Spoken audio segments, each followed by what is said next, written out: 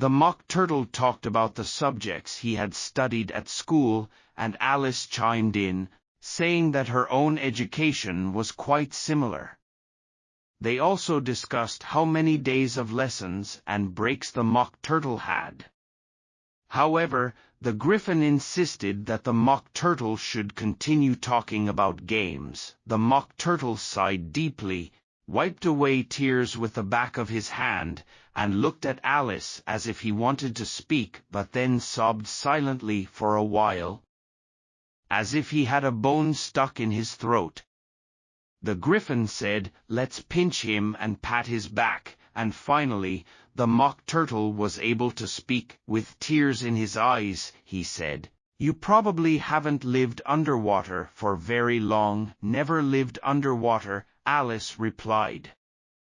"You probably haven't met lobsters either." Alice was about to say, "I've eaten them," but quickly changed her mind and said, "Never met them, so you can't imagine how much fun a lobster quadrille is."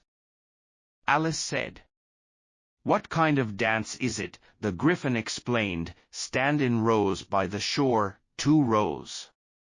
Sea lions, turtles, and angelfish all line up, and then you clear away all the jellyfish, which often takes quite some effort. Then move forward 2 steps, each with a lobster as a partner, the lobster quadrille." The Mock Turtle shouted, "Of course, move forward and form the quadrille, exchange partners, step back 2, and then you throw the lobsters, the lobster quadrille."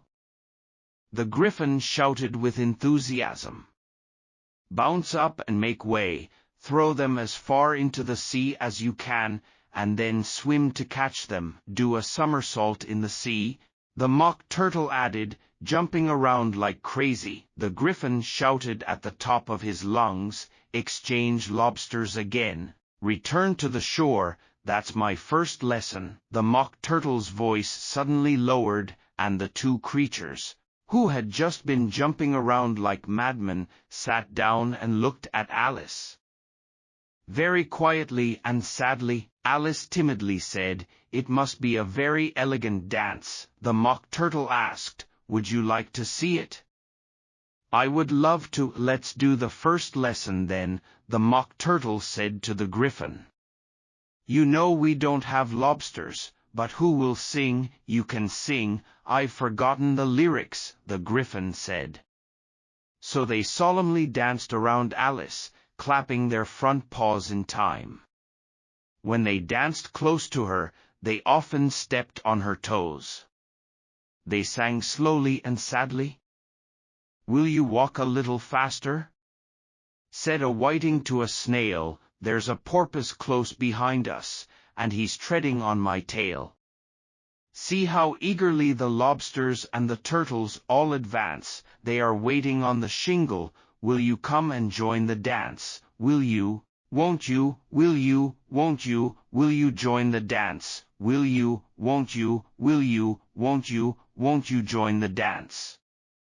You can really have no notion how delightful it will be when they take us up and throw us with the lobsters out to sea. But the snail replied, "Too far, too far," and gave a look askance. Said he thanked the whiting kindly, but he would not join the dance, would not, could not, would not, could not, would not join the dance, would not, could not, would not, could not join the dance. What matters it how far we go? His scaly friend replied, "There is another shore, you know, upon the other side. The further off from England the nearer is to France.